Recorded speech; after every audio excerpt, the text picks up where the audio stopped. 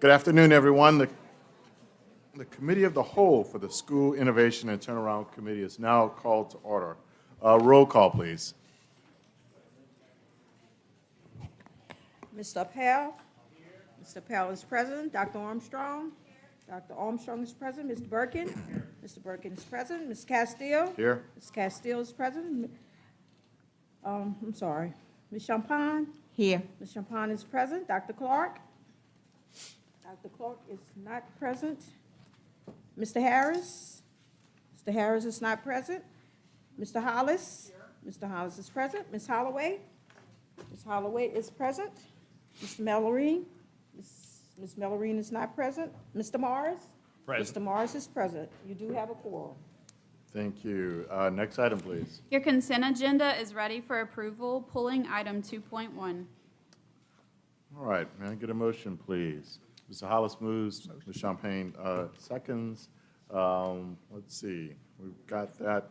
We're going to, pardon? Any objection? Any objection? All right, 2.1 has been pulled. Do we want to take that up now? Yeah, that'll be your next item. So All your right, first item's on page 1, item 2.1, consideration of a status report regarding economically disadvantaged students and students with disabilities. The recommendation is to receive. So motion, Mr. Birkin, second by Mr. Appel. Is there a report? No, we had public comment. Yes, sir. The report is in your backup. All right. And we have one public comment, Ms. Karana Corley, to provide information only and wishes to speak.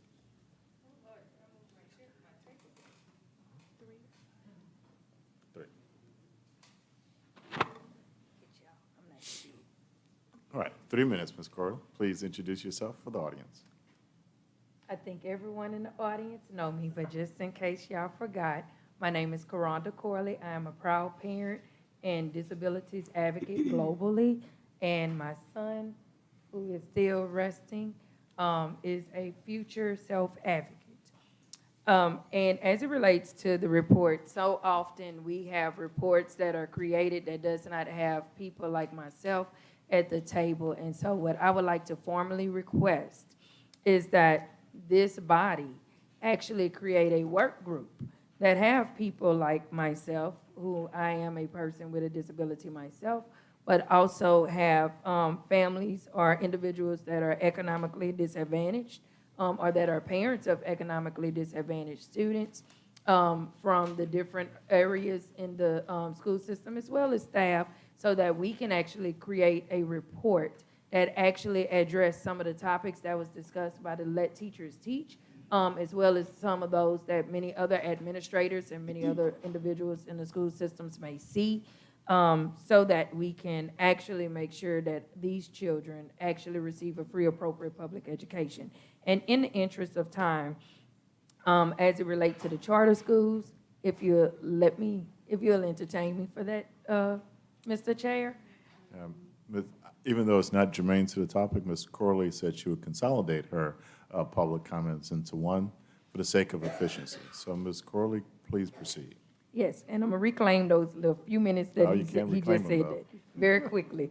So for the charter schools, I just asked that, I know that the law passed that said that the charters do not have to take, that the word experiment is taken out, so I respectfully ask that this governing body actually provide all the data for them just as you would for our traditional public schools, in all the areas, including showing how many children with IEPs and 504 plans these entities actually have, as well as how many children are economically disadvantaged, so that we can ensure that nobody is actually having their rights discriminated against them, so that they are actually being able to participate in a charter school. And the last one, Bulletin 133, as it relates to scholarship programs, the legislation passed that would make some of the scholarships that we have for our families, it would make them part of the LA Gator program. And so I ask that you make sure that the information is put in multiple languages, as well as accessible for individuals with disabilities, so that we can actually know what scholarship programs will be impacted, affected, and if for any reason the family chooses to return back into a charter or traditional public school system, what would happen to them as a repercussion or a consequence as it relates to those monies. So I do ask that you take that into consideration, that you consider work groups for each of the three, so that questions like that can be brought to you so that we can meaningfully put something together that can access it. I think that Ms. Caroline Roma would be a great additional person to be a part of those work groups. Her and I work really well together and very closely together, and she's someone that I actually love and admire. And so I think the two of us, along with other people, can work really great together to make sure that this body can put something in place to help all of the families of the children that are interested in benefiting from any of those. Great. Thank you, Ms. Corley. As always, we appreciate your advocacy. Thank you, and I appreciated you allowing me to put all three of those together so that I don't come back up to the table. You're quite welcome. All right. Any other comments? Any objection to the motion? Motion passes. Next item, please. Your next item is on page 198, item 3.1, consideration of an update report regarding the Artificial Intelligence Task Force recommendations and LDOE guidance release. The recommendation is to receive. Motion to receive, Mr. Birkin, and second by Dr. Armstrong. Dr. Armstrong, seconds. All right, I think we have a presentation. Sir, Mr. Castile, thank you for the opportunity. Mr. Adam D. Benedetto is our new Director of Academic Innovation. Came on board with us this summer after spending time as a classroom teacher. This will be his first presentation in front of Bessie, so don't beat Adam up too much. He's doing a really good job, and it's in a space that really needs attention, because artificial intelligence isn't the future, it's now. It is the present. Also want to recognize Mr. Morris, because I know he serves on the SREB, Artificial Intelligence Task Force as well. And if possible, Mr. Kevin George, would you come to the table?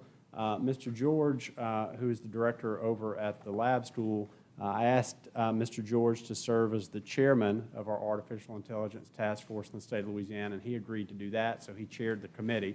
And the goal was to essentially look at the field and try to determine ways in which we could provide information to school system leaders and school leaders and teachers on how to effectively and safely utilize artificial intelligence. Now, this will be a living document that will need to be adjusted as we know more.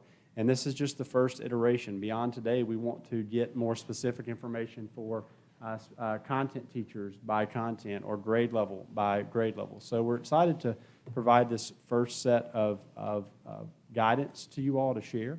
And I'd like to first go to Mr. George to make some opening comments. Sure. Thank you, Dr. Brumley, and thank you, members of the Bessie Board. The task force was comprised of a group with diverse perspectives representing the Board of Regents, special education teachers, school leaders, and industry experts. We met over the course of 3 months during the spring of 2024. Our mission was to create a document that would help school systems make decisions on how best to integrate AI-powered technology into their school systems. Serving as the chair, I wanted to make sure this document was easy to understand and easy to implement. We wanted to give districts guardrails and recommendations to help them create their own district AI policies. We believe this document accomplishes this task.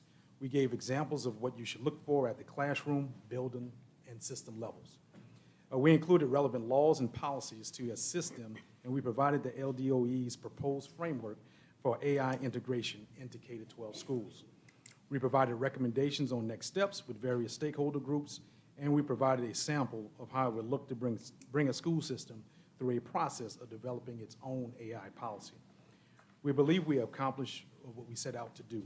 I'd like to express my thanks to Adam Benedetto, who was instrumental in our work, along with guidance from Dr. Chasson under the leadership of Dr. Brumley. Thank you. Thank you, Mr. George, and thank you, Dr. Brumley. Good afternoon, everyone. My name is Adam DiBenedetto. As they said, I'm Director of Academic Innovation at the Louisiana Department of Education.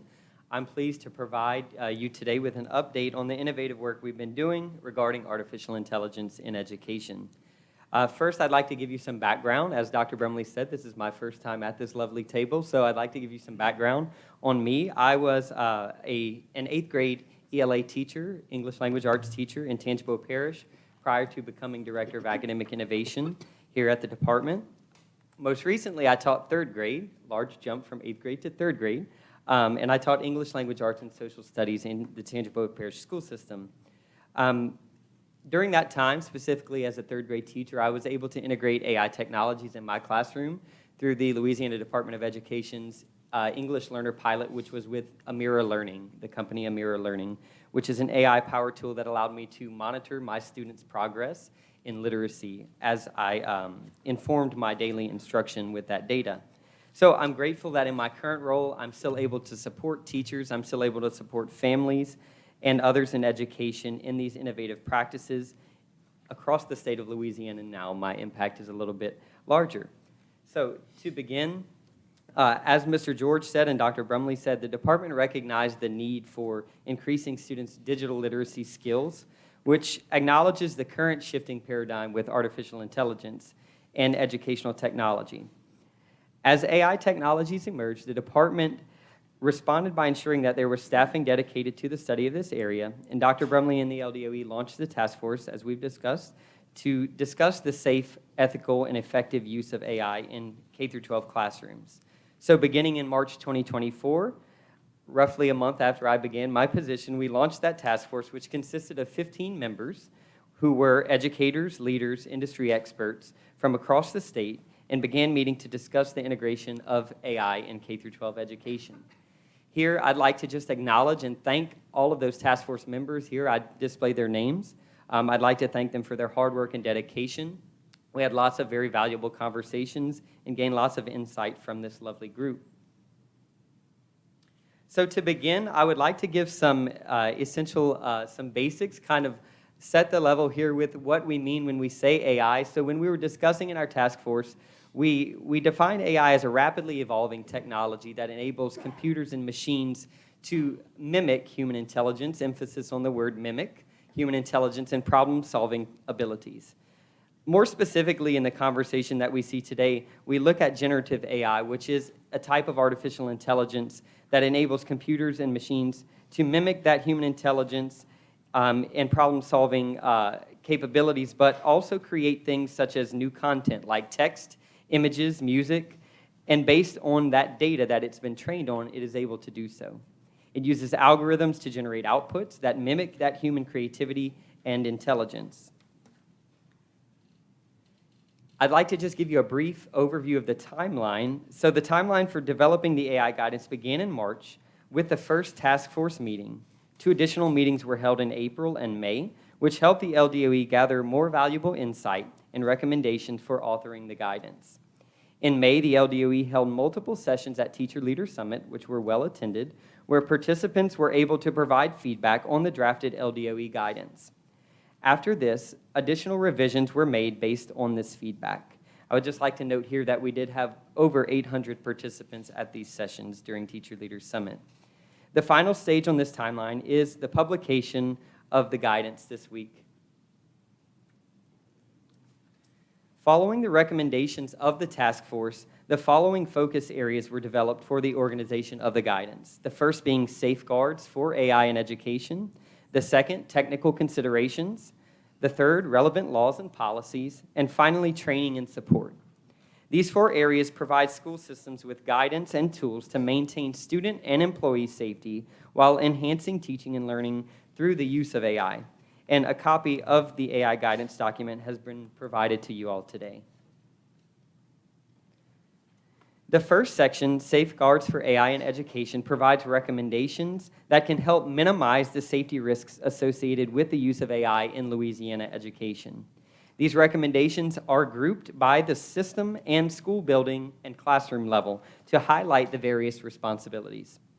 At the school system level, we emphasize compliance with federal and state data privacy laws, the establishment of comprehensive software approval processes, and proactive stakeholder engagement. We also underscore how continuity of high-quality instructional materials. In this section, we also list some strategies to mitigate academic dishonesty. including teaching students the appropriate use of AI for educational purposes and leveraging educational technology in general. In the guidance, we emphasize how crucial it is that AI be used to support human decision-making rather than replace it. Effective monitoring practices should be in place to ensure proper use, and stakeholder engagement remains key to successfully integrating AI in our schools.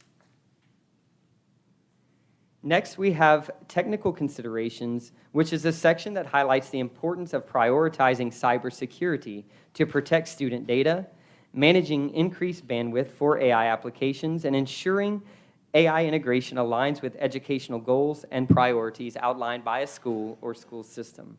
In this section, we emphasize the need to update responsible and acceptable use policies to include AI technologies, promote digital citizenship, and ensure guided use under adult supervision. Additionally, this section underscores the need to maintain network and hardware infrastructure to support AI tools and provide ongoing training and support for educators to effectively leverage AI in the classroom. Specific digital learning resources are also linked in this section for teachers, parents, and students.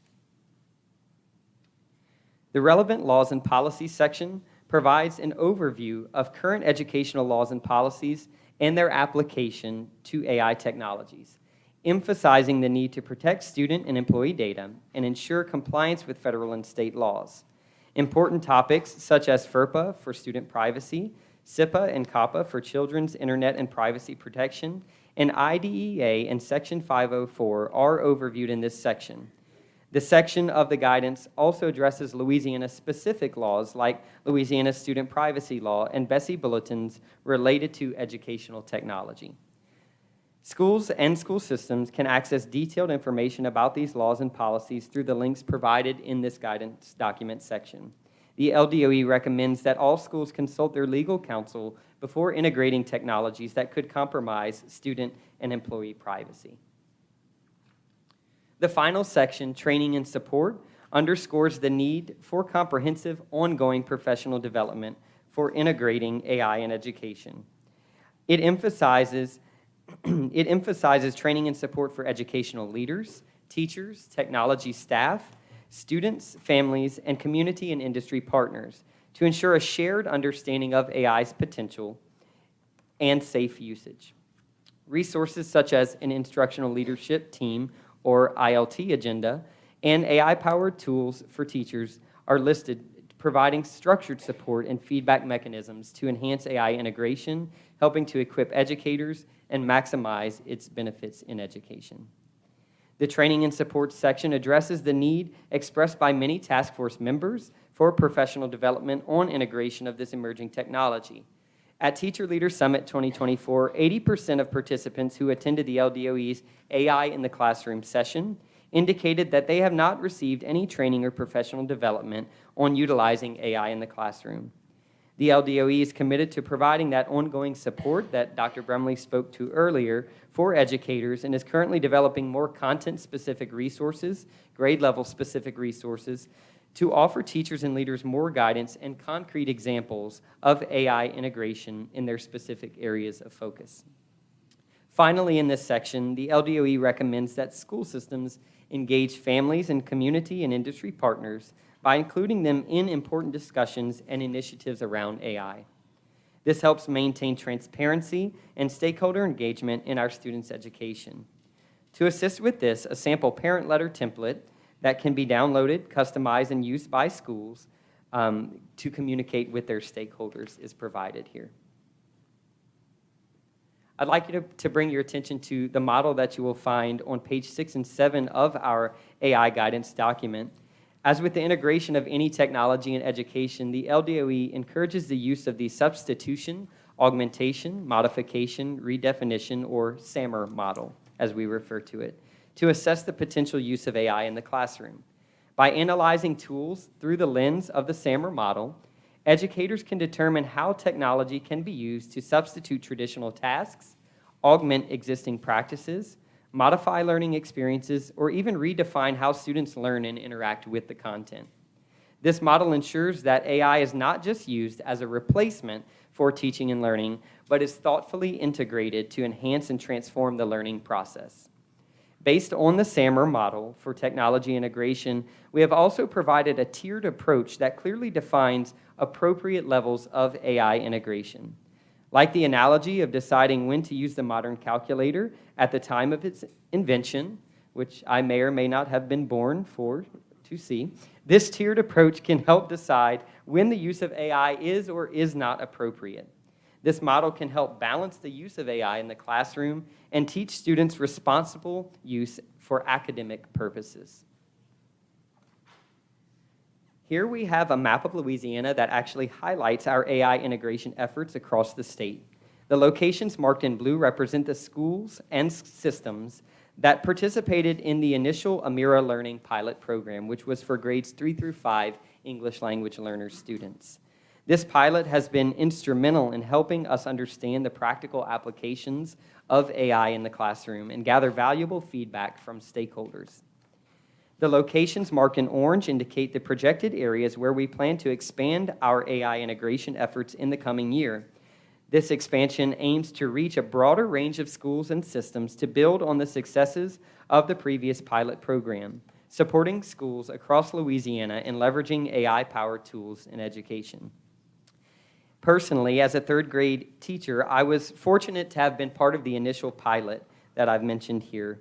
From this pilot, I was able to see the positive impacts of AI-powered tools in the classroom using Amira with my own students. Moving beyond the original 17 school systems, we will now provide Amira to a total of 34 school systems in the coming year.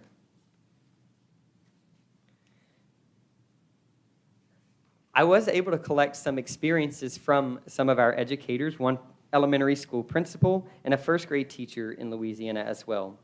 And in discussing AI-powered tools in Louisiana classrooms from our Amira Learning Pilot, one Louisiana elementary school principal shared that Amira is wonderful from an administrator standpoint because the data is easy to obtain and interpret.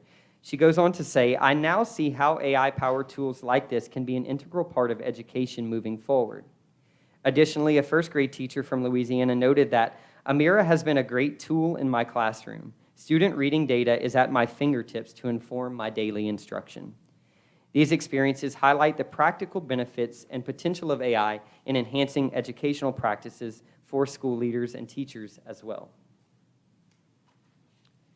The department will continue its work in integrating AI in education with necessary guardrails in place.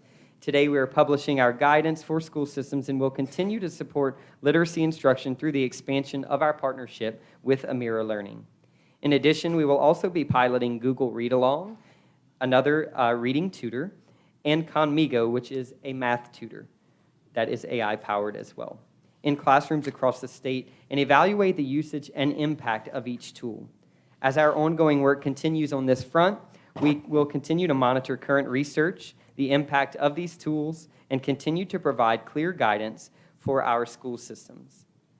And finally, before I take any questions, we'd like to offer this inbox. The LDOE offers this inbox for external stakeholders who may have questions about our work around AI integration in K-12 schools. And this concludes my update. If you have any questions, I'd be glad to answer them.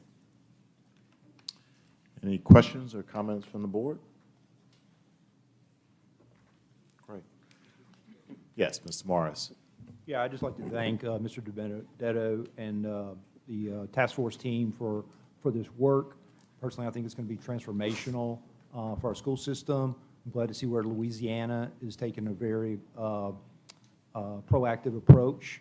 What I've found is that a lot of the students are already using the AI, a lot of the teachers are already using it, and the adults are trying to figure out the rules to the game. So I think now we've established some groundwork there with regard to those guardrails. So really appreciate this work. So thank you for that. Particularly appreciate the example you provided with regard to the calculator. So for those of us who can remember the rollout of the calculator, at that time it was, by some folks, very concerning. The kids are going to be cheating on the test. We don't have to memorize multiplication tables anymore, et cetera, et cetera. But over time, we realized that the calculator is a tool. And what we're going to find, I think, going forward is that AI is a tool. And so as soon as we can help our teachers to appreciate that, hey, there's a new tool in the toolbox now, and how and when to use that tool, it's going to help our students appreciate the value they've got another tool in their toolbox, and it's going to unload our teachers, because now they do have another tool. And I think in the next 2 years, we're going to see where every student has got a tutor, a personal tutor, in their laptop. So it's going to unload the teachers in a heterogeneous classroom environment as well. So I think it's going to be transformational. I'm glad to see where Louisiana is at, and I appreciate your leadership on this. So thank you. Mr. Morris, I'd like to thank you. I know you're serving on SREB, and Mr. Morris was able to share something that he created through his experience in that conference as well. And so I'll pull up the image, Mr. Morris, that you did share with me.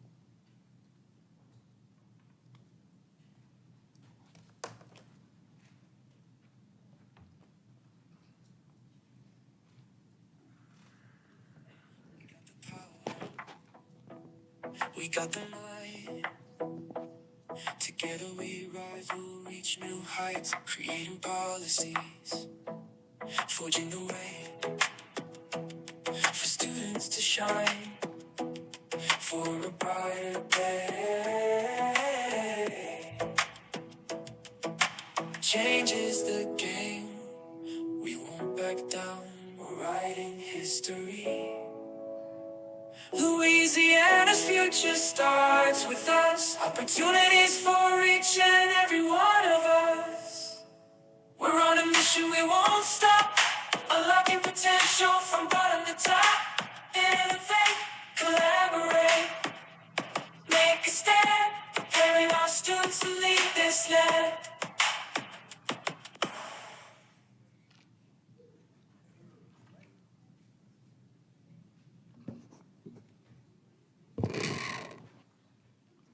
I love that image. Thank you. Thank you for the music also. We needed a little entertainment this afternoon, so thank you.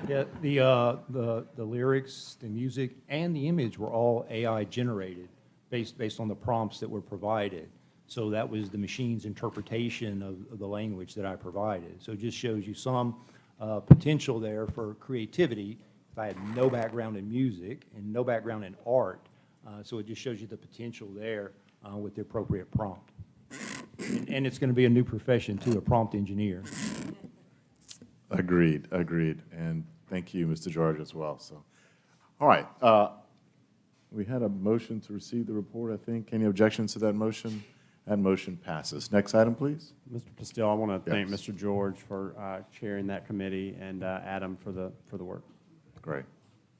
Thanks next- again to all. Your next item is on page 225, item 4.1, consideration of the 24-25 request for applications timeline and common charter application framework. The recommendation is to approve. May I get a motion, please? Mr. Birkin moves, Dr. Armstrong seconds.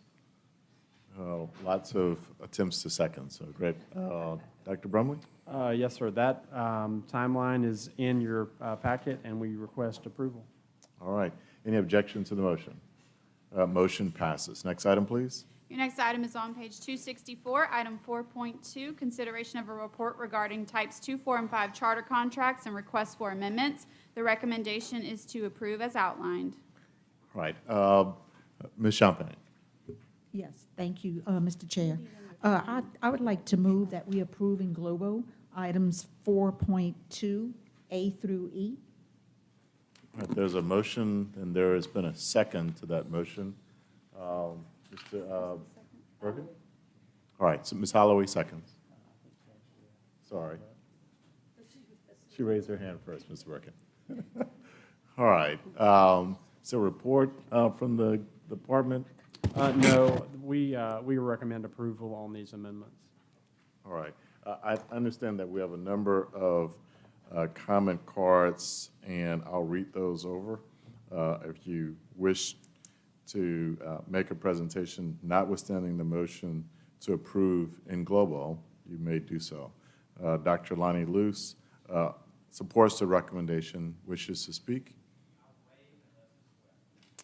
Thank you, sir. Judge Jean Thibodeau supports the recommendation, would provide information only, wishes to speak.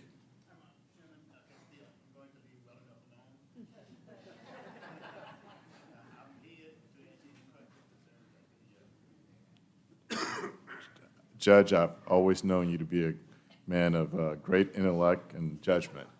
Good job. Ms. Millie Harris with JCFA supports the recommendation, wishes to speak. Thank you, Ms. Harris. Mr. Gary McGoffin supports the item. Will waive unless there are no questions. Is that correct, Mr. McGoffin?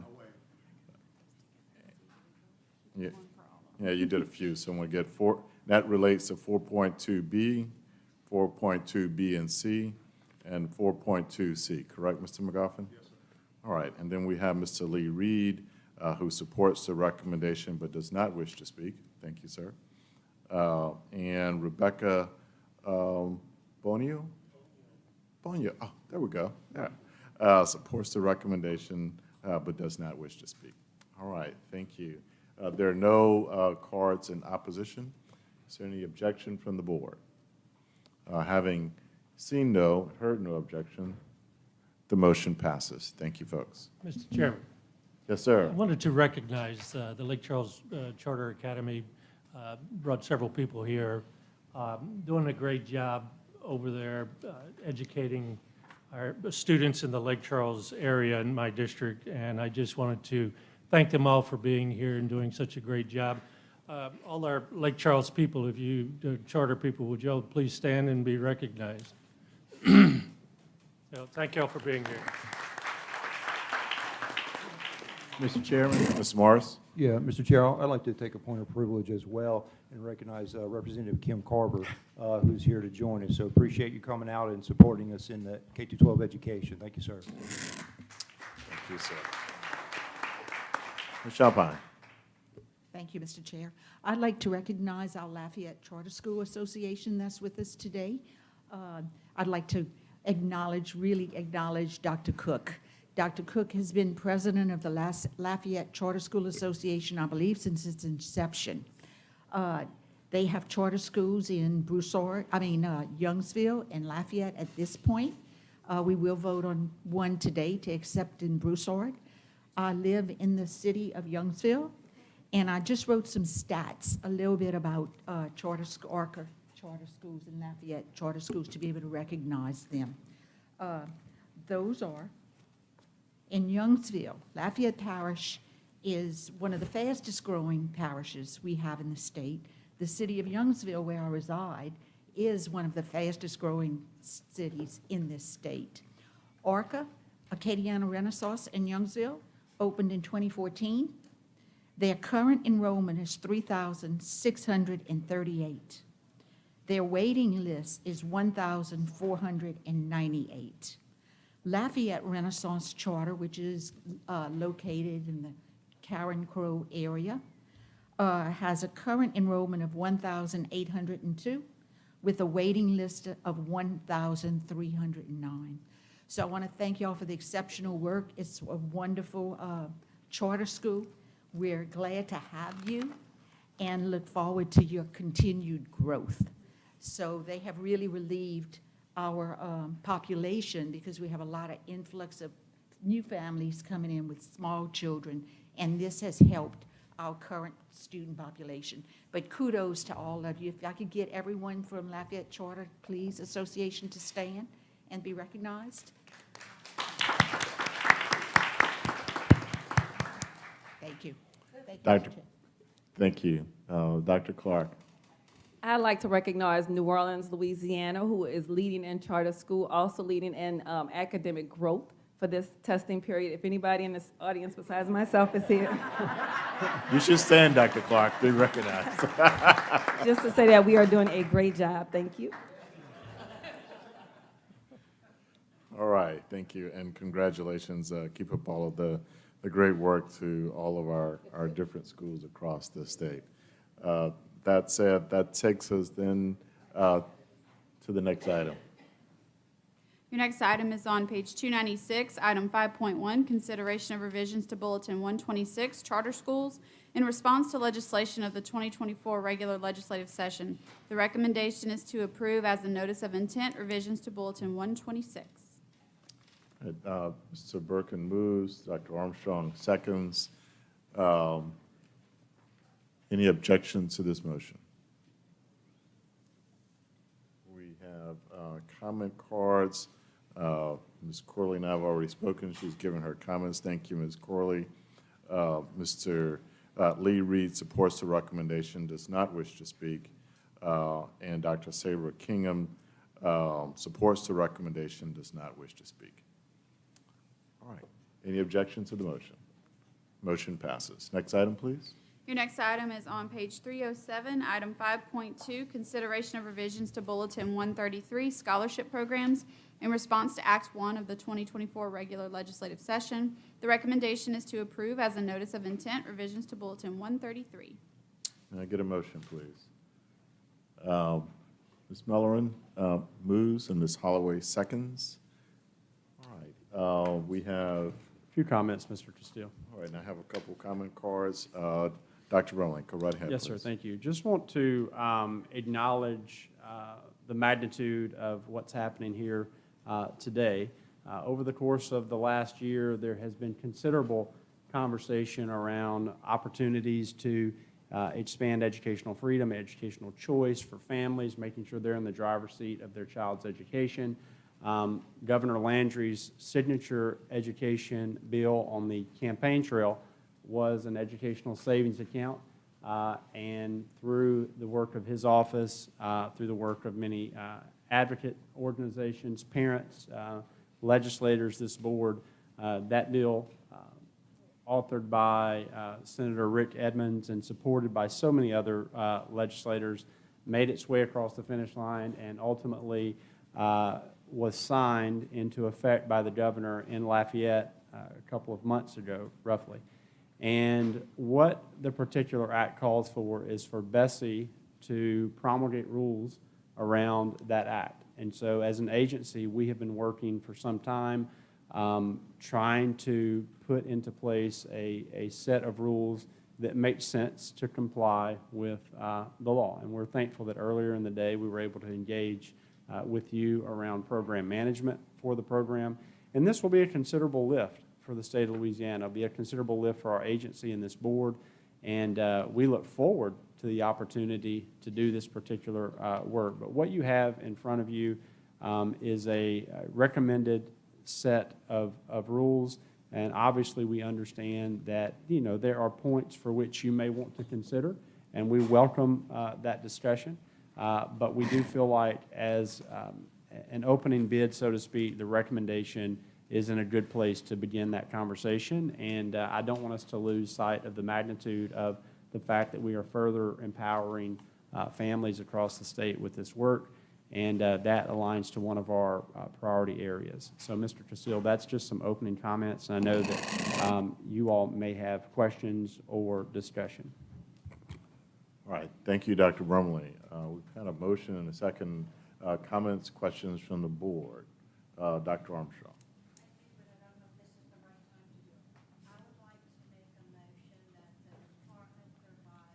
Turn your microphone.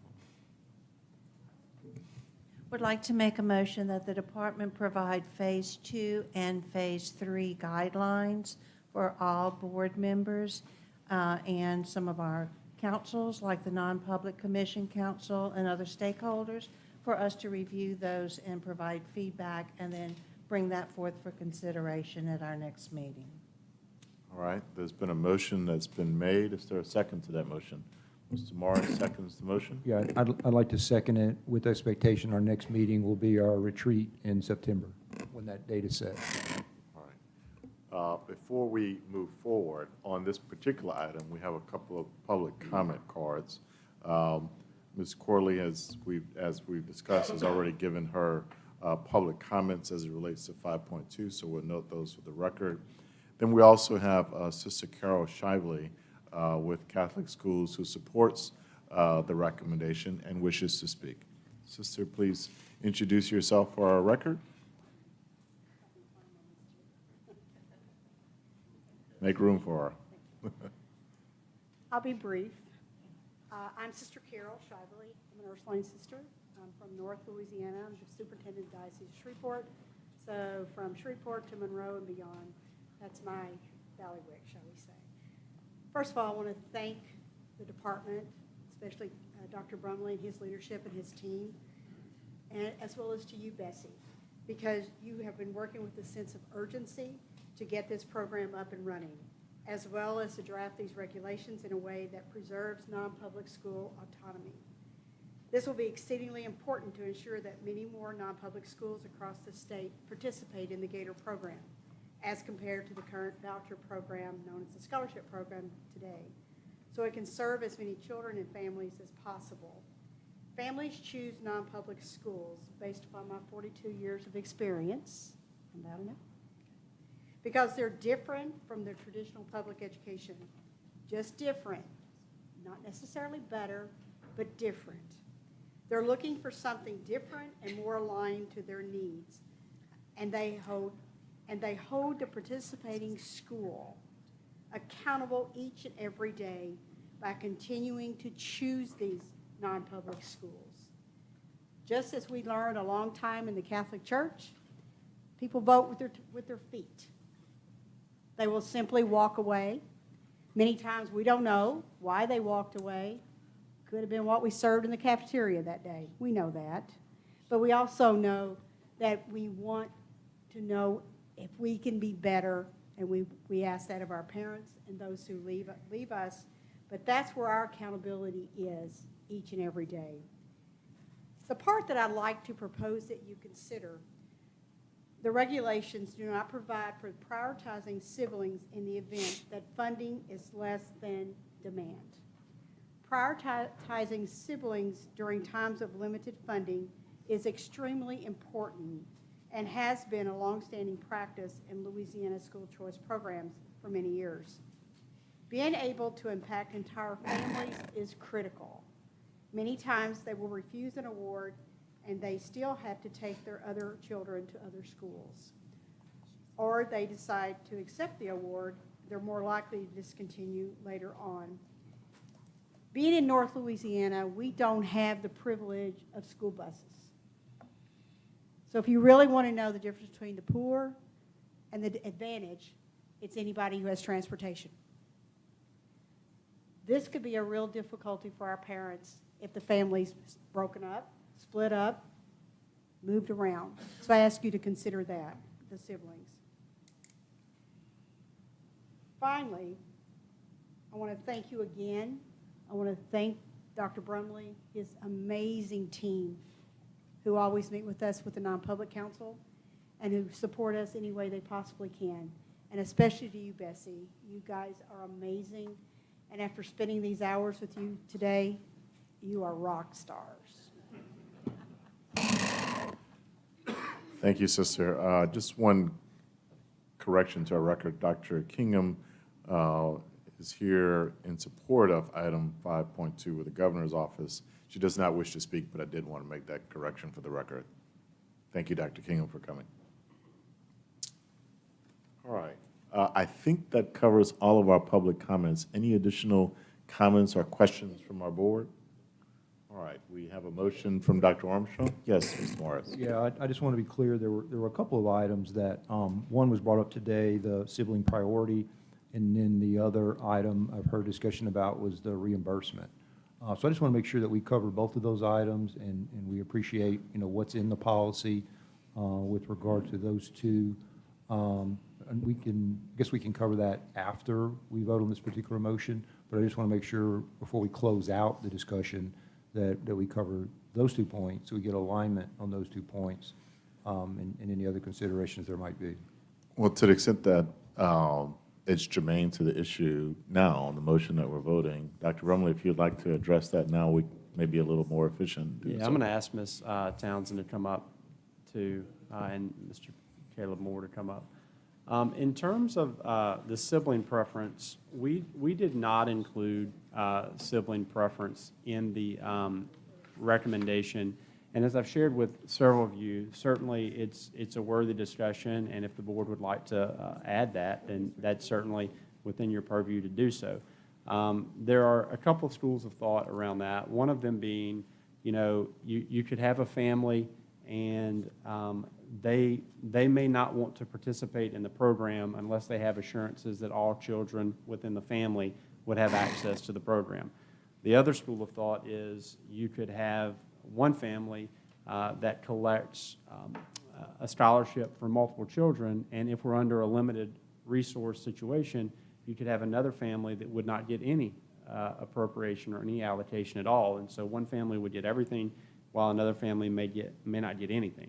And so those are really kind of the two schools of thought around there. We did not include sibling preference in the recommendation, but as I've shared with you all, it's certainly something worthy of discussion.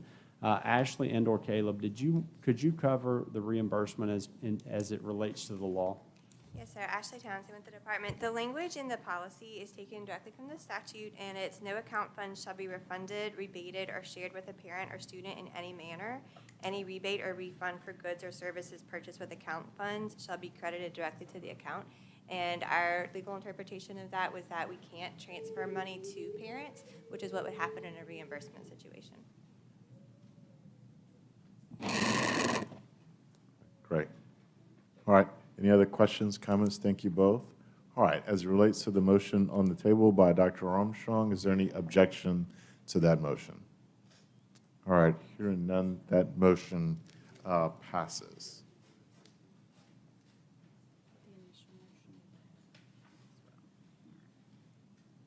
Now, I don't know that disposes of our original motion, though. No, well, it's So- an extra motion. All right, so two separate motions. So as it relates to our original motion, I don't think I've gotten a motion yet, so.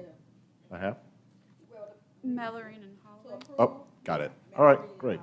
So to dispose of the original motion that was made, is there any objection to that motion? Mr. Morris? Yeah, I'd like to offer an alternative motion, which would include the sibling rivalry, sibling priority. Sort of a Freudian slip, but all right, he called it an alternate motion. I'll take that as a substitute motion, Mr. Morris.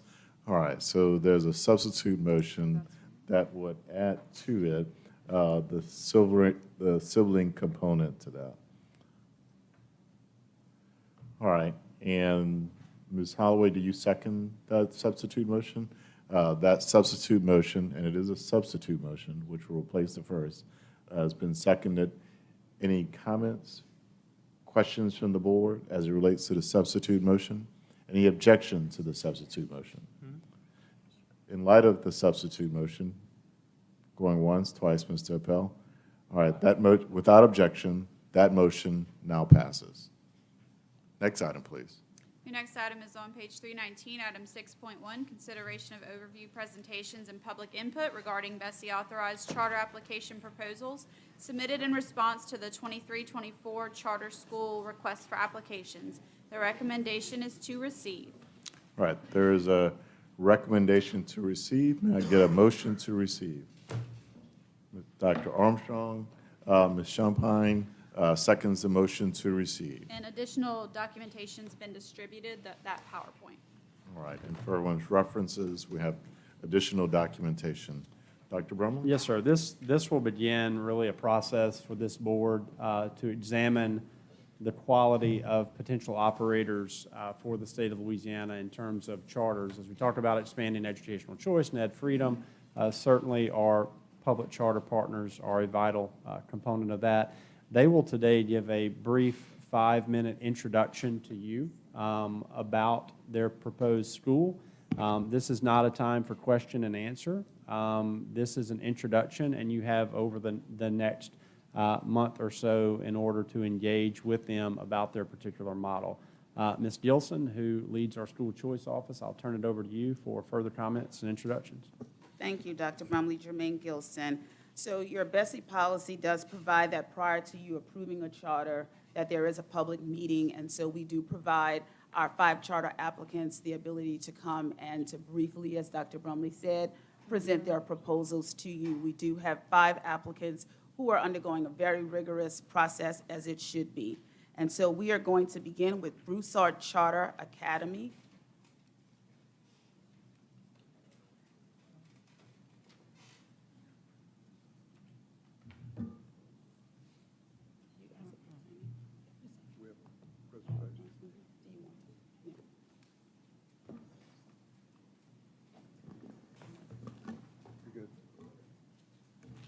Good evening. I am Dr. Luella Ricks Cook, the president of Lafayette Charter Foundation, and have been since its inception. Where's your mic, close? Thank you. Since its inception 12 to 15 years ago. Allow me to share with you, and thank you, Mrs. Simon, for taking my presentation. That's quite all right. The community of Broussard has supported Lafayette Charter Foundation and Charter Schools USA since 12 to 15 years ago when we first started. They were our proponents when we went to the school board requesting to be a type 1, and of course was denied. Now the community has grown and has been growing approximately 42% annually. So they need help in providing a state-of-the-art, second-to-none school for their children to elevate the quality of education. We are here, we meaning Lafayette Charter Foundation, in concert with Charter Schools USA, to assist them in doing so. We are proposing that the school, the charter school, Broussard Charter Academy, will house, when fully populated, 900 students. It will be from K through 8. Initially, it will be from K through 6 with 700 students, and we are prepared to do so.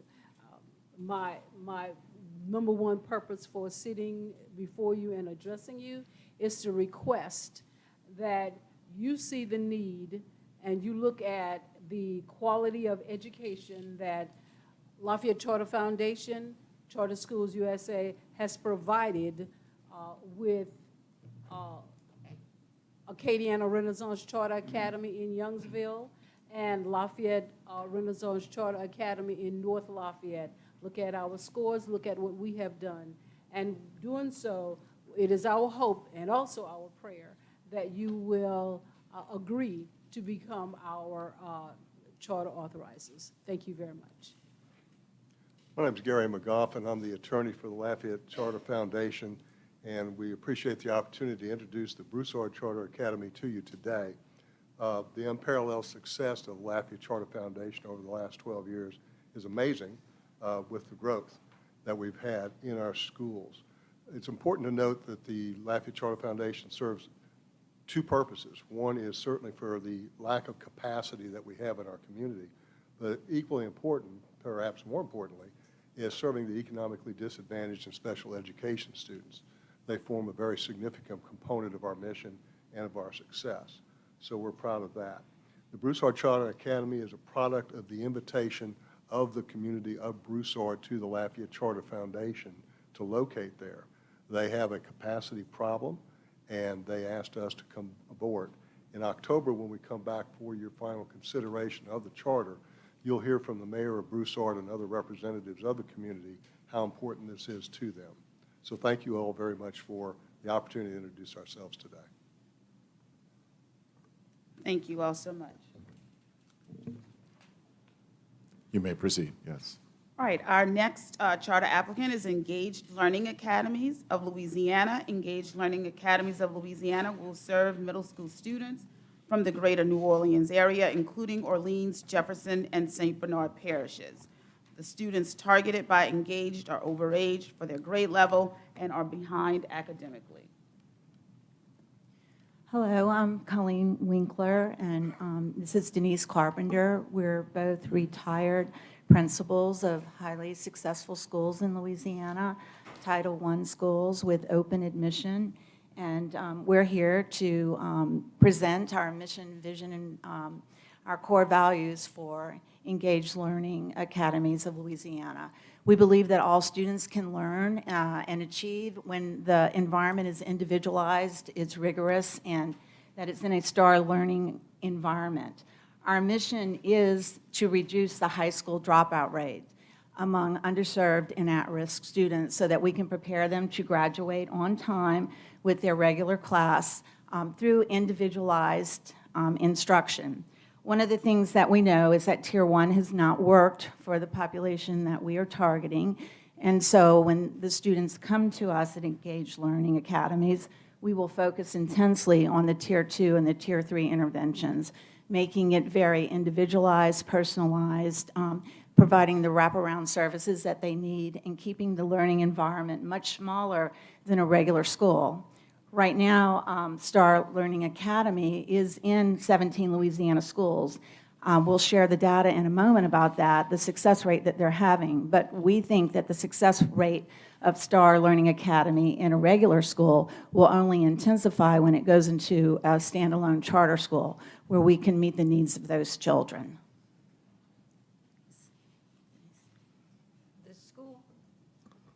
The school model is addressing middle school, which is a particularly challenging time for any of you that are familiar with the grade levels in schools. The 6th and 7th grade will combine and be taught in 1 year. You'll cover 2 years in one. So at the end of the 7th grade year, they will then matriculate to 8th grade. And then if they were entered as an overage 7th grader, they would do 7th and 8th grade at the same time, take their LEAP test at the end of the 8th grade year, that 1 year, and then matriculate to 9th grade. I think what's particularly valuable in this model is the individualized and targeted approach. It's very student-centered. Of course, we want to believe that we're always student-centered in a school. That may not always be the case. As a standalone model, they are not excluded. They're included in the holistic approach because they're not in a school within a school. So that's the value and the difference of this particular model. So the model is a model where you have the hands-on problem-solving, career-oriented. So there are 5 different modules that the students will work through, and in those modules, the learning activity is aligned to the standards, and then they're assessed following Louisiana Department of Guidelines for assessment.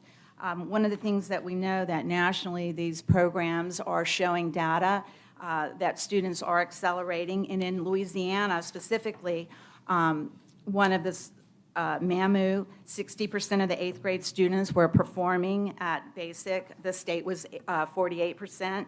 In Franklin, the 7th grade, they had 28% unsatisfactory students, and it dropped down to 12. And they're approaching basic, and basic increased by 10% over a year. Another, St. Helena Parish, the 7th grade, the unsat dropped from 45% to 27%, and the approaching basic from 30 to 57%. So the unsat rose 40 to 50%. So what we're seeing is that when students have hands-on learning and when they are part of building a group and setting a problem and finding the solutions and attaching it to career outcomes, that they become more involved in their education. And a lot of these students are not students who cannot learn. They're students who have struggled along the way. They've fallen behind. So the program, what it does is it seeks to find the gaps in their learning. And when we find the gaps in their English language arts and when we find the gaps in their math, we remediate that. We follow it through efficacy pieces to make sure that we're monitoring the students' progress, and then we embed it with these hands-on modules that Star Academy sets up and provides intensive professional development to the teachers who are teaching the subject areas. And I just want to make this last comment, that students retained in the primary school are twice as likely to drop out. So it's really imperative that you catch these kids at this point in their academic careers. So our core values are to think differently about teaching and learning. We don't think that we're better, we just think that we are different in the way that we're going to approach the learning, to have high expectations for all students and academic growth for all students, and it can be done because we exemplified it in our own schools. So we think, let's put the students first and focus on those Tier 2 interventions that will help them to be productive citizens in our society. Thank you for your Thank you. Thank you so much. Thank you, ladies. Chair, excuse me. Mr. Castile? Yes. I'm sorry, can we ask a question, or it's just a presentation? I think the format is presentation only and not Q&A. Is that correct, Dr. Rumley? But, so we've shared. Yeah, can I But share something? but you're the board. Can I share, I just want to share one thing, because there is a question on path 1 and 2, where, I'm going to go ahead, okay? Go for it. In regards to passing LEAP, how do you pass LEAP? What is the indicator? So think about that. What is passing LEAP? Because we have 5 levels. So take note of At that. the You end don't of have the to year, answer it. right, It's there's something okay. you need to go think about. So why don't we make that a rhetorical question for the moment? Because if we open the door, then we will change what we agreed to do. So let's not do that for the moment. But posing the question sort of prompts you for what might be coming in the future. All right, thank you. All right, next. All right, Louisiana Academy of Production, the 9 through 12 grade school will serve students in the greater Baton Rouge region. At scale, the school expects to impact about 600 students per year. Good evening. My presentation did say good morning, so thank you for being patient and sticking with us and not running out the door. Hello, I am Fallon Buckner Ward. I am the Executive Director of the Louisiana Academy of Production.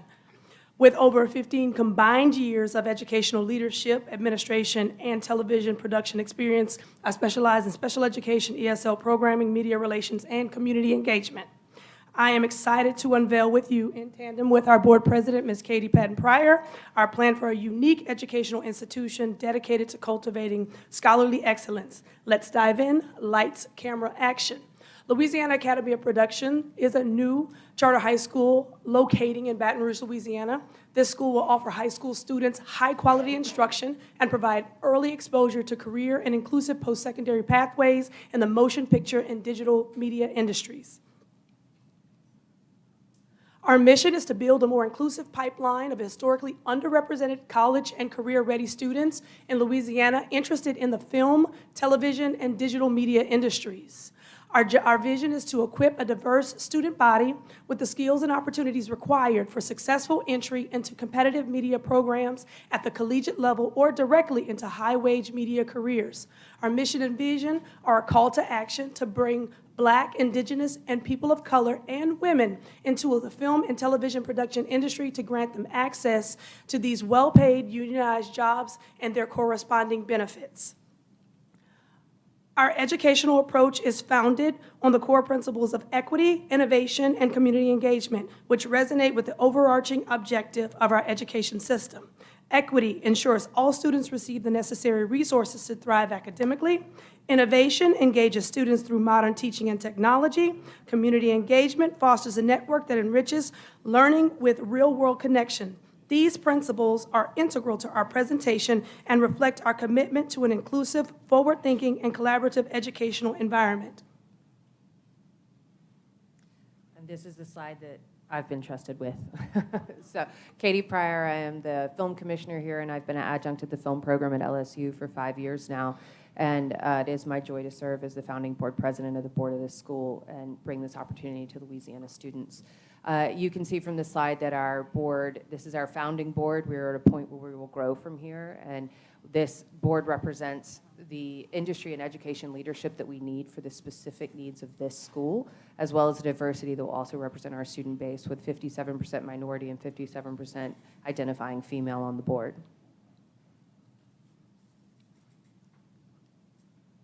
Now back to my voice.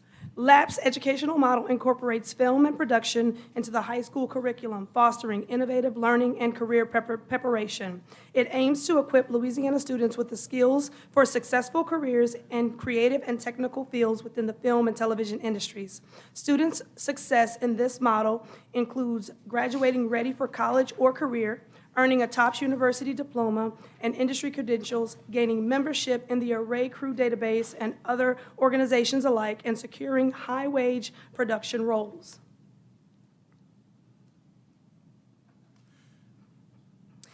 In our film production-focused high school model, we intend to employ project-based learning to foster critical skills, use a flipped classroom approach to maximize hands-on experience, and embrace blended learning for personalized education.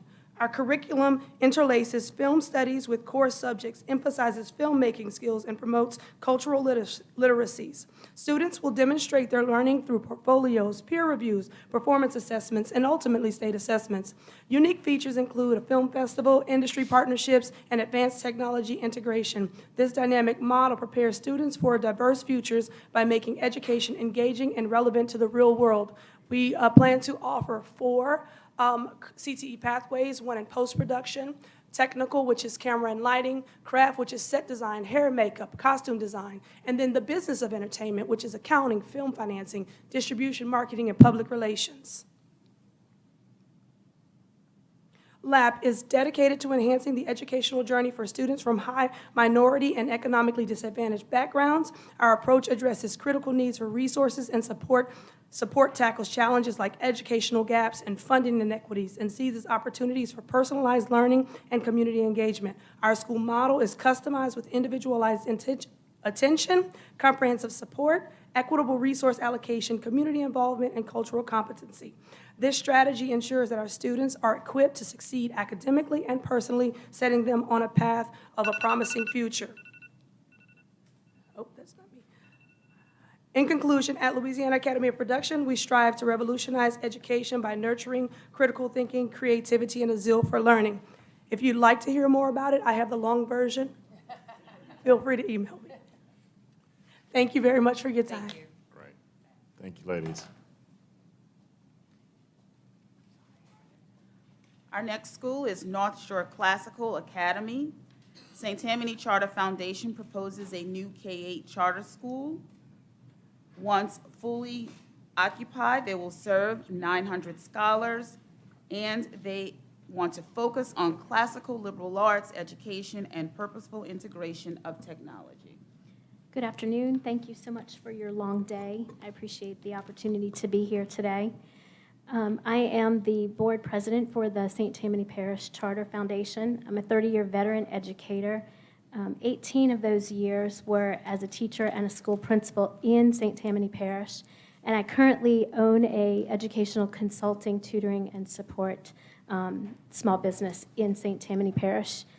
I'm also an adjunct instructor at Southeastern in Hammond in the College of Education. So before we begin, I want to recognize that we have some really wonderful public, private, and parochial schools in St. Tammany Parish. We are looking to add another option, another opportunity for school choice to enhance the educational choices in St. Tammany Parish. 2 reasons that we are wanting this opportunity is that particularly because we are a classical model. We have a large homeschool population, and parents are looking for school choice in the classical, through classical conversations, through their classical models that they're teaching. And this would answer a need in our parish for those parents and those students.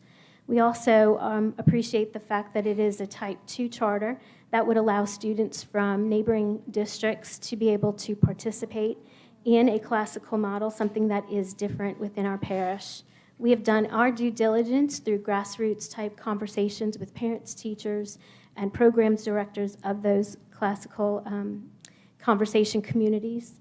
And we can share more about what the classical model looks like based on the trivium of grammar, logic, rhetoric, Latin, all of the things that are different about this particular charter that wouldn't look like some of the other schools within our community for school choice. My name is Gary McGoff, and I'm attorney for the North Shore Charter Foundation. As you see, I represent local foundations. It's been very impressive to me to learn what a classical academy is and to get to meet and learn who the members of this board are. They're all deeply grounded in education. They all have a keen understanding of what a classical education is. One of the things I found when we went through our our Type 1 application process with the local school board was the question of why do we need classical academy? We have classical offerings in the traditional school system. What we saw and learned that night was they have some course offerings, but they don't have a comprehensive approach to a classical academy and to a classical education. I'm very impressed with them, and I think you're going to enjoy what you see and hear from them in October when we come back for the approval, hopefully the approval of their application. And I'm Dr. Lonnie Luce. I'm the superintendent for Charter Schools USA, who's been supporting the board in doing this. They asked me to go through the slide deck, so I will do that to make sure that you do that. You see the list of the board members that are there. They're experienced, they're committed. As Dr. Myers discussed, we've spent much time with them over the last year working on this. The Charter Schools USA mission values promise, I think, is very important. Our core values have never changed in the 26 years of the organization: purpose, passion, integrity, and grit. Strong minds, good hearts, and we're doing that, as was mentioned, in many places in Louisiana. We have about 11,800 students that currently we serve in Louisiana under 6 different boards. The North Shore Classical Academy, a couple things that we plan on doing. The first one, increased learning opportunities and access to quality educational programming using the classical model in St. Tammany Parish. When we met with the school board, I was probably questioned for over 2 hours, and one of the questions is, why do we need to do this? They said people can either buy a house in the Covington area or they can pay to go to a private school. And I said, regardless of zip code, we want students to have access to good public education. We want to improve pupil learning, and we want to encourage the use of different and innovative teaching methods. A classical approach, if you see the wheel, I won't go through that whole bit, but that is the educational model that we use in all of our schools across the nation. We have almost 90,000 students currently. If you look on the slide to the right, that image, you'll basically see what other classical approaches do and what CSUSA does. And we lay out the difference in how we'll be a little bit different in how we'll deliver the classical model. The target school population, you can see within a 15-minute drive time of where we are. And our application, we went through this process with those 4, but I heard the time click, so I will not take any more time. Thank you. Thank you, folks.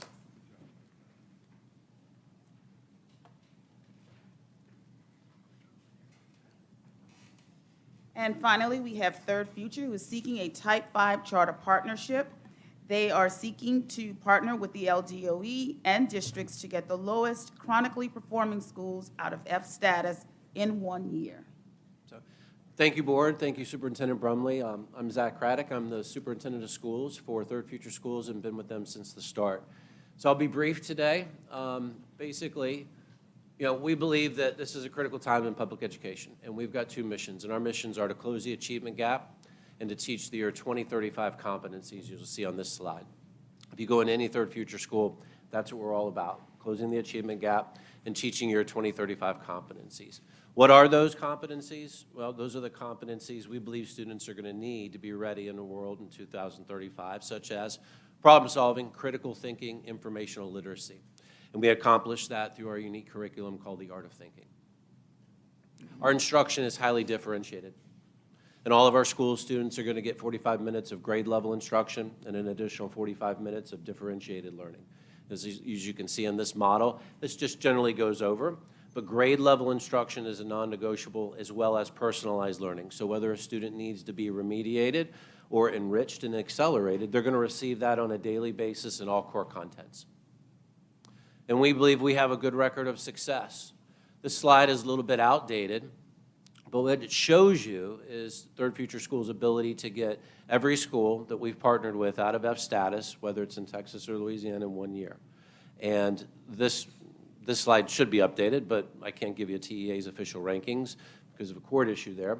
But what this shows you is that even in our 3 schools that we took over in Texas, we got them out of F status, not official because of TEA's issue, but they will come out of F status in 1 year. And we're currently operating Prescott Cade Academy in Baton Rouge. We believe that school will be out of F status this year as well when final report cards are released. This is our EOY growth for Prescott. So they had over 2 years of growth. You can see this is the national average is 1 year growth in 1 year's time. What this chart shows you is that they achieved over 2 years growth in 1 year's time. That's how you close the achievement gap. But even more importantly, look at the graph on the right. They gained 13.6 percentile points in 1 year. Again, that is closing the achievement gap when there's the national average is 27 points. So we're happy with this record of success this year, and we're looking for, or last year, and we're looking for even greater success this year.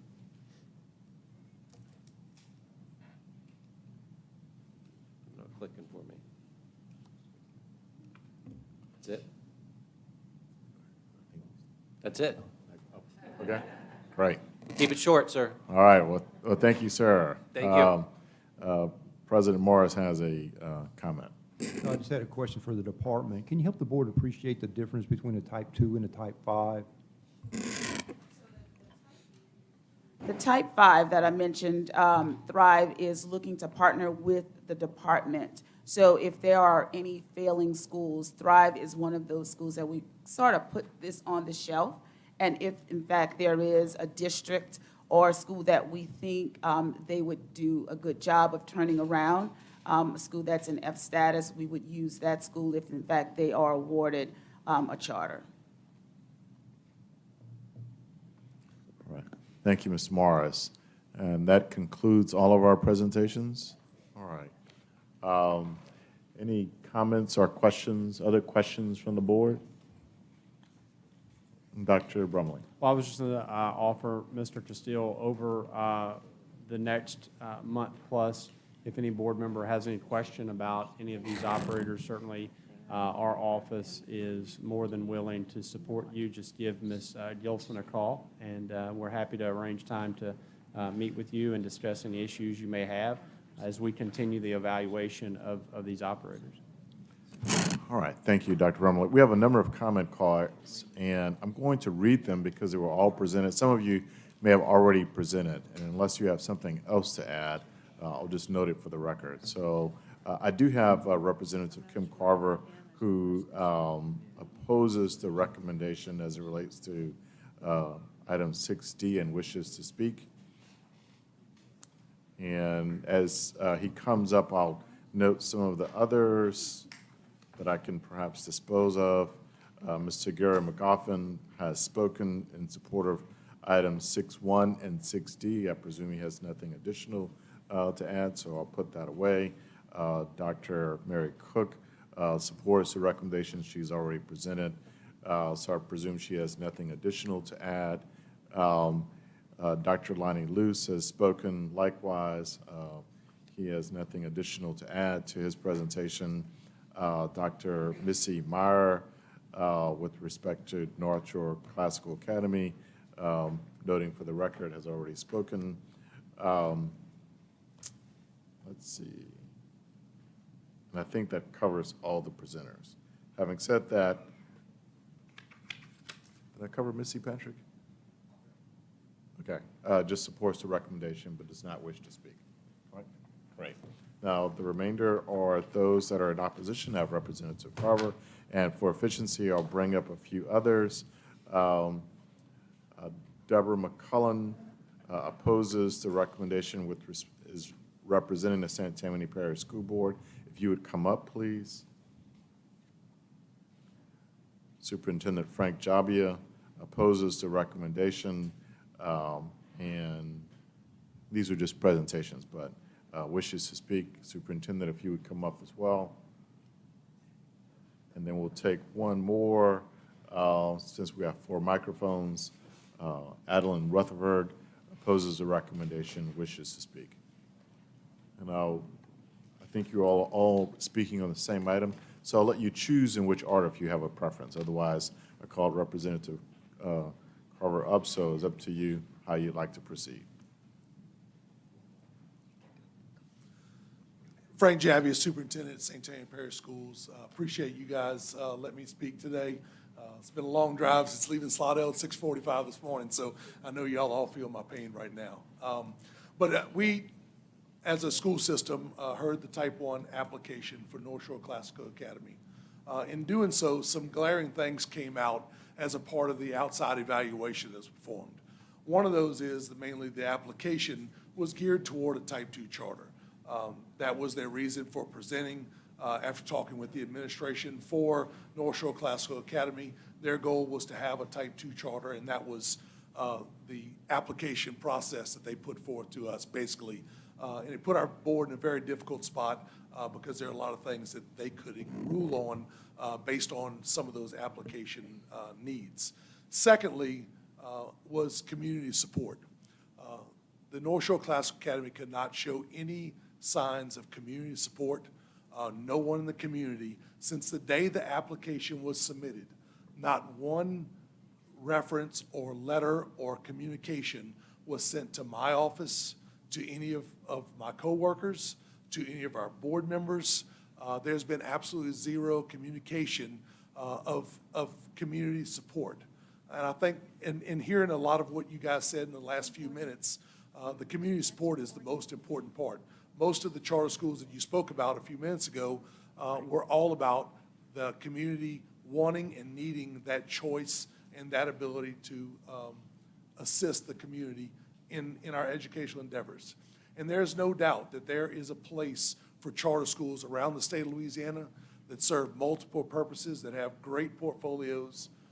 Unfortunately, St. Tammany, the community is not asking for a charter school, and they're not asking for one to be brought into our community. So we will continue to support. You know, when you look at St. Tanya Parish Public Schools, we're probably one of the most conservative districts in the entire state of Louisiana. And with that being said, you know, our parents and our community want the ability to have a lot of say-so, and we reflect what our community is. We are North Shore Classical Academy. St. Tanya Public Schools are that. That's the education that we provide all of our students at St. Tammany. So thank you for allowing me a couple minutes to speak. Thank you, Superintendent.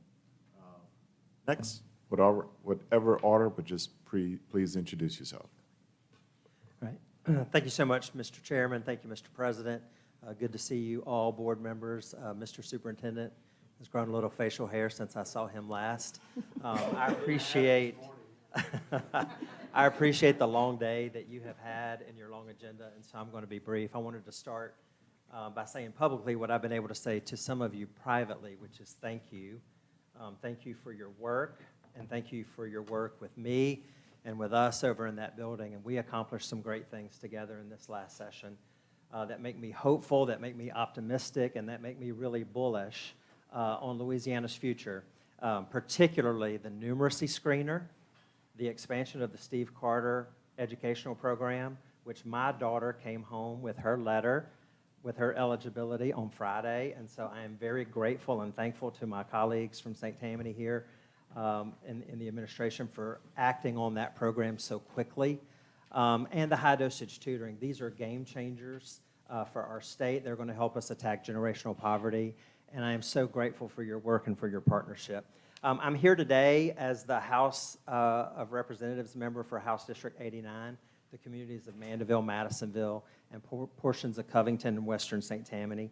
And I come before you today just to express some reservations about the application that's before you in this Type 2 charter application. Not because I don't believe that parents shouldn't have educational choice or freedom, because I do believe that. And I think the more choices and options that we have, the better outcomes that we have. And I believe that education is the great equalizer. And I don't believe that any child, based on their zip code or their station in life, should be destined to an outcome that isn't the greatest. And I think that choice and freedom do that for us. It's not because that I don't believe that charters play a role in our state or that they shouldn't play a role in our community. I've come to this table previously to advocate for a charter school in our parish that serves the families and the students who struggle with dyslexia And I came to this table to ask you to please approve that charter. And so I have a record of supporting it where I think, and I've encouraged our school board members to look at charters to serve students and to serve geographies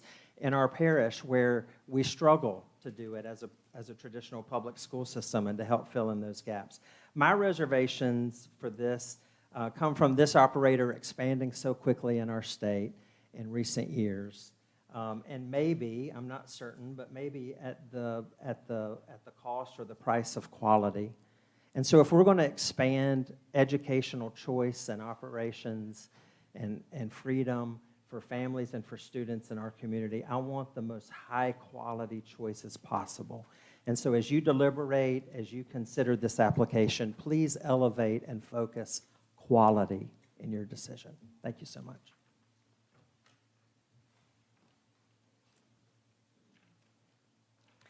Thank you, Mr. Chairman and President, board members. I appreciate you guys letting us talk. I'm Deborah McCollum. I'm St. Tammany Parish School Board representative for District 10, which is part of Mandeville, Louisiana.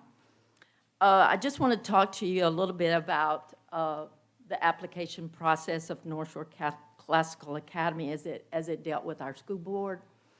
Mr. Jabbia, of course, expressed some things. I too feel that there's a need for school choice in areas of our state, that is something that's needed and can benefit in some areas of our state. But in this particular area of for St. Tammany Parish, in the application process, of course, we held a public hearing.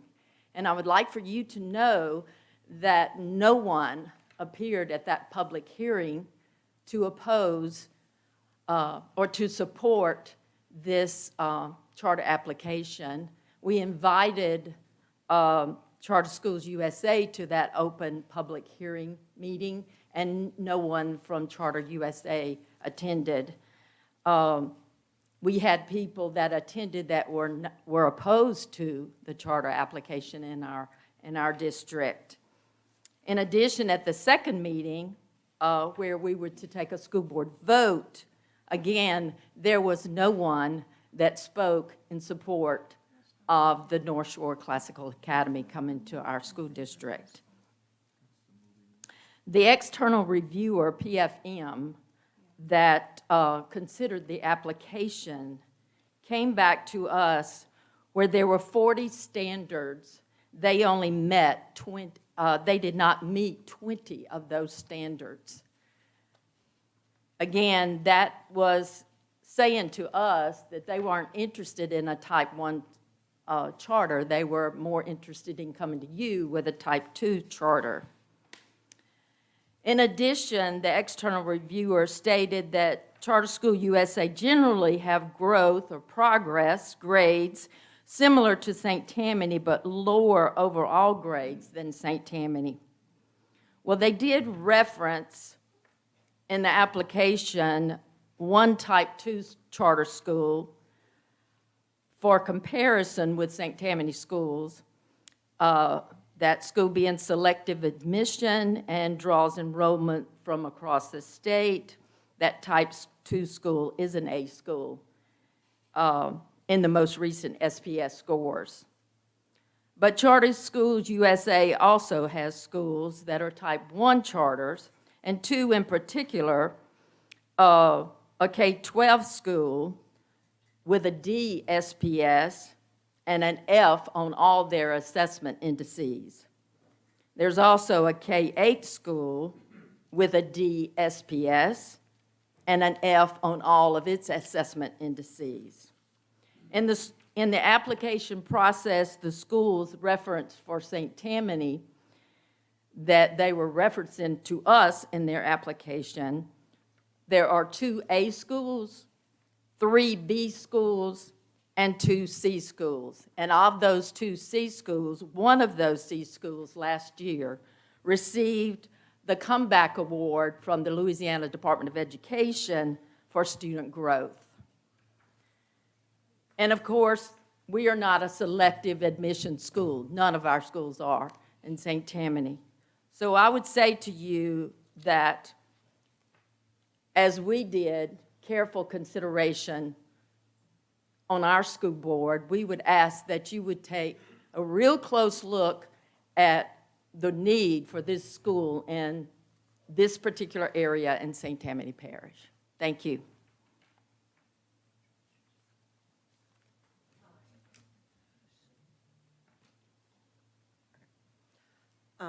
Thank you so much for letting me speak today. I'm Adeline Rutherford. I am the school board member for District 3, which encompasses some of the schools that were listed up there on their slide. Pineview was one of the schools listed, which was a comeback school for Louisiana, and Lyon Elementary, which is a fantastic little school in Covington, is one of the opportunity honorees this year. They have grown tremendously, and Lyon has improved 4.3 points, which is a lot for a school to grow, 4.3 points.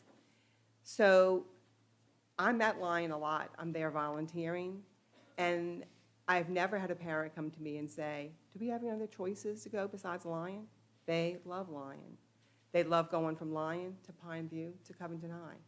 So the people that are in this district are not asking for a charter school. No one has come to me or has written me a letter, has reached out in any way, asking for an alternate.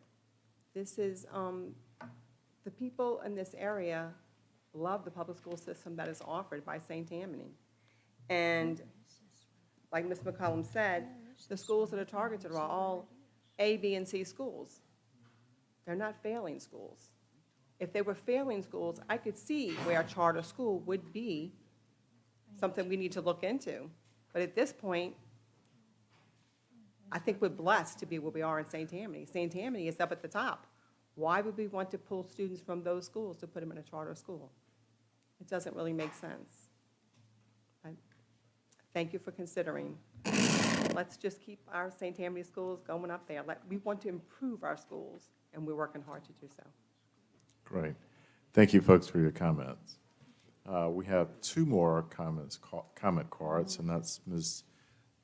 Gia Baker, opposes the recommendation, wishes to speak, and Ms. Caroline Romer, to provide information and wishes to speak. Ms. Baker, if you would just introduce yourself. Sure. You have 3 minutes. Thank you for allowing me to speak. I'm Gia Baker, St. Tammany Parish School Board, District 9. So I am in opposition for obviously the same reasons as my colleagues are. But in addition to that, I think if Charter USA were going to offer something better or something different, I believe the board would have to take into consideration. But from what I've seen, I do not believe that they have anything different or better to offer our students. In addition to that, I think it would be irresponsible of us to not consider the crisis and the teacher shortage that we have, not only in Louisiana, but across this country. According to the legislative auditor, Louisiana is 5th highest rate of uncertified teachers. In addition to that, they're the 4th highest in having first and second year experienced teachers. So to add another school is to put another extra burden when you're not offering something different or better. In addition to that, I just am not for a for-profit charter. I just do not think that that is appropriate for taxpayers. And then to conclude, you know, I'd like the idea of parents having choices and offering different options for what fits their student the best. However, we do have parents in our community, and we do consider, I mean, sometimes St. Tammany lives in a bubble. I was born and raised there, 3rd generation. But I want you to know that we do have children in St. Tammany Parish, just like we do across the entire state of Louisiana and across this country, that we have students that have parents who don't have rights anymore. whether it be their behavior or whatever, but their rights have been terminated. So what about those children? So I ask you to consider that as well. Thank you. Thank you, ma'am. Ms. Romer. Hi, Caroline Romer, Executive Director, Louisiana Association of Public Charter Schools. LAPCS doesn't normally come to the table during these presentations or really even in the application process. What we advocate for years now is the third-party evaluation process, which was intended to create as best as we could a set of eyes, a set of brains about what on a piece of paper indicates that someone is prepared to serve students. And the idea there is to separate the politics from, again, a quality application and what is possible. We've created the appeal process, which is what we're doing here today. These have gone before a local district, they were denied, and now they are expressing and leaning into their right to come before you. I decided to come to the table today to set the record straight in that we continually hear that charter schools are about something about failure. Our district is good. We don't need charter schools. That's not what charter schools are about. Charter schools are about giving families the choice to attend a school that they think meets the needs of their students, whether that be special mission, where it's located, I don't know, it could even be the type of facility they have. It's also about allowing educators to make decisions as close to students as possible and then holding them accountable to results. That's what a charter school is. Nowhere is it about only serving certain types. Do we prioritize serving students that are economically disadvantaged? Yes, that is part of the law. But this narrative that we don't need something, that our families don't want choice, I think you'd be very surprised, St. Tammany, when a charter does open, LA Key Academy, perhaps CSUSA, the number of families that will choose to be there. You could be in an A school and still be unhappy. You could be in an F school and be unhappy. It's not about failure. It's about choosing what makes sense for your child. And I encourage districts to get better at thinking about their portfolio of schools and how a charter can complement the work. We are public schools. We are not here to take away from you. We are here to improve and complement. And I would like to see more districts double down on their application process and set a vision. What is it that you would consider to be different and innovative? What types of charters could come to your district and do this work? But we don't see that happen. We just hear, we don't need you. And as far as for-profit and nonprofit, and I'll be very brief, who cares? Are they getting good results for students? Are teachers happy to teach there? People have been making money in public education for generations. Textbook sales, curriculum sales, office supplies, bus companies, food companies. That is a false narrative. Hold them accountable to results. Thank you. Thank you very much. Ms. Mellorin. Ms. Romer? Possible. Thank you. Ms. Romer, why might a charter school choose to be a type 2 charter? Can you elaborate on that for Sure. us? It was asked earlier the difference between type 5 and type 2s. Type 5 is part of a recovery school district, and that is a school specifically created to turn around what we've been talking about, academic failure. A type 2 charter school is different than a locally authorized in that your enrollment, if you so choose, and that's part of your application, as a type 2, you can enroll students from outside of just one school district. You're also, as a type 2, you act as your own district. You are not part of the district. You are your own LEA. That means funds flow through you directly versus through a district and then having to come to you, whether that's your state funds or your federal dollars.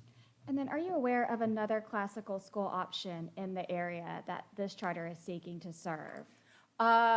I'm not very familiar with St. Tammany and what they're offering. There are charters in this state that are offering the classical curriculum. I did hear the superintendent say they are classical in St. Tammany, but classical is a certain mission. It is a type of curriculum. So I don't know if that's what he was saying, is that that's their curriculum. But for example, Great Hearts, which is here in Baton Rouge, offers a classical curriculum.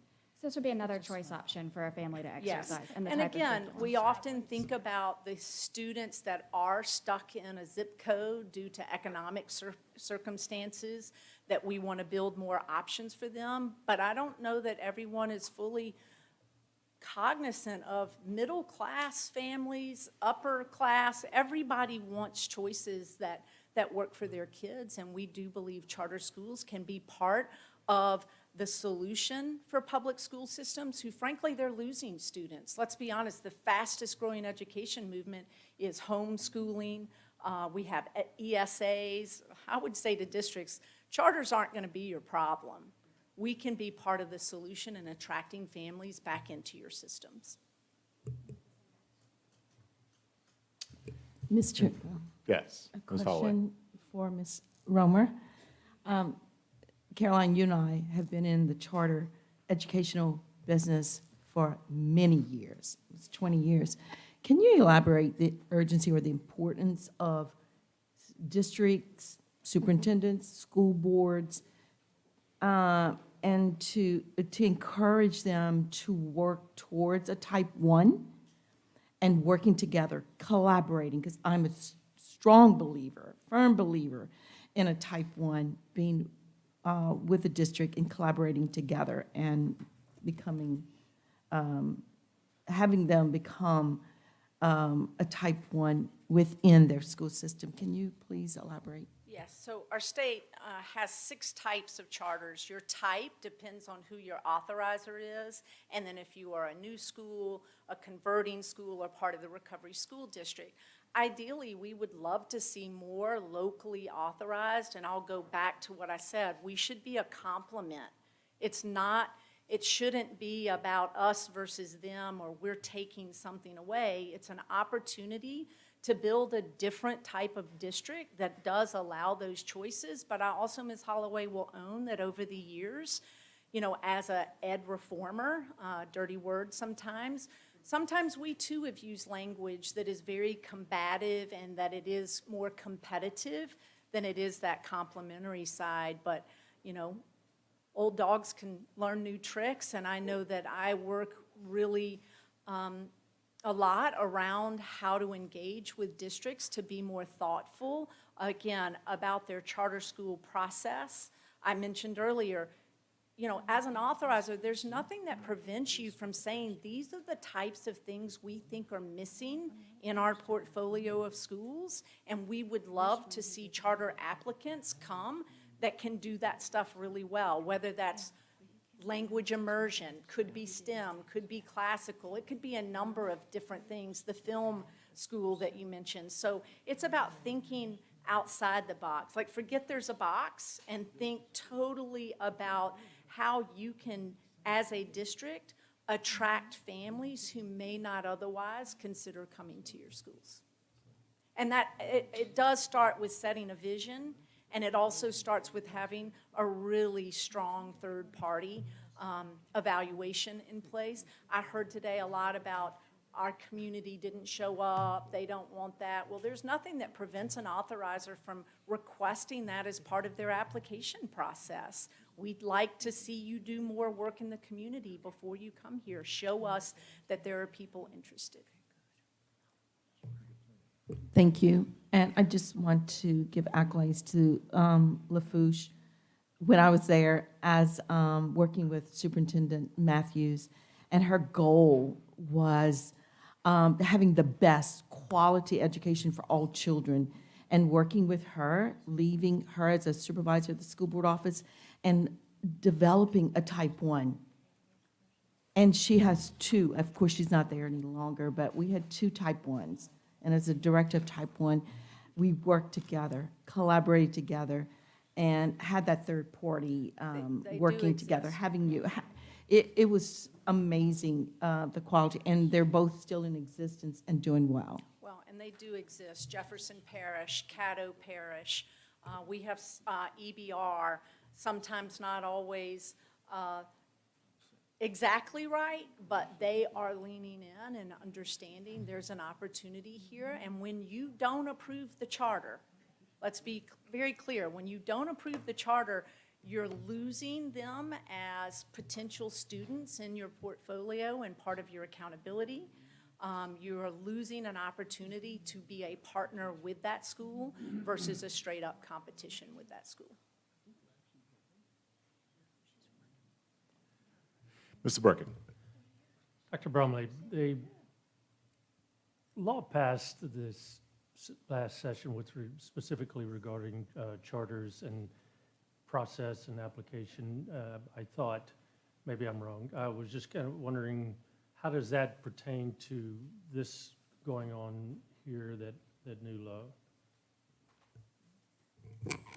So there were several changes to charter law, and we're, happy to get with you and work through those with you. But maybe the one you're referencing is the corporate charter bill, where if an operator partners with a corporation of some sort, they can, under that instance, bypass the local, the LEA, and come straight to Bessie.